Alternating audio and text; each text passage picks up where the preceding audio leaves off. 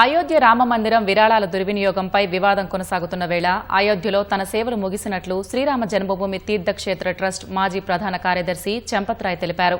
ఈ వ్యవహారంలో ట్రస్ట్ సభ్యులు తన నమ్మకాన్ని వమ్ము చేశారని ఆవేదన వ్యక్తం చేశారు. అయితే ఆ నమ్మక ద్రోహం ఎవరు చేశారనే విషయాన్ని ఆయన స్పష్టం చేయలేదు. రామమందిరం విరాళాల చోరీ కేసులో నిందితులుగా ఉన్న చంపత్రాయ్, అనిల్ మిశ్రా ట్రస్టులో కీలక సభ్యులుగా ఉన్నారు. చోరీ కేసు వెలుగులోకి రావడంతో తమ పదవులకు రాజీనామా చేశారు.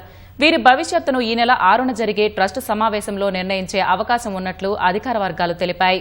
సిట్ సిఫార్సులు, ట్రస్టు నిర్వహణకు సంబంధించిన పలు కీలక అంశాలపై ఈ సమావేశంలో చర్చించనున్నారు. రామమందిరం విరాళాల్లో అవకతవకలు జరిగాయని గత నెల సమాజ్వాదీ పార్టీ అధినేత అఖిలేష్ యాదవ్ ఆరోపించడంతో ఈ వివాదం తెరపైకి వచ్చింది.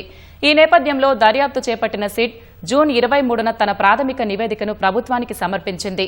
ఆ నివేదిక ఆధారంగా ఎఫ్ఐఆర్ నమోదు చేసి ఆలయ విరాళాల లెక్కింపు ప్రక్రియతో సంబంధం ఉన్న 8 మందిని అధికారులు అరెస్ట్ చేశారు. ఇటీవల చంపత్రాయ్ వాంగ్మూలాన్ని దర్యాప్తు అధికారులు రికార్డు చేశారు.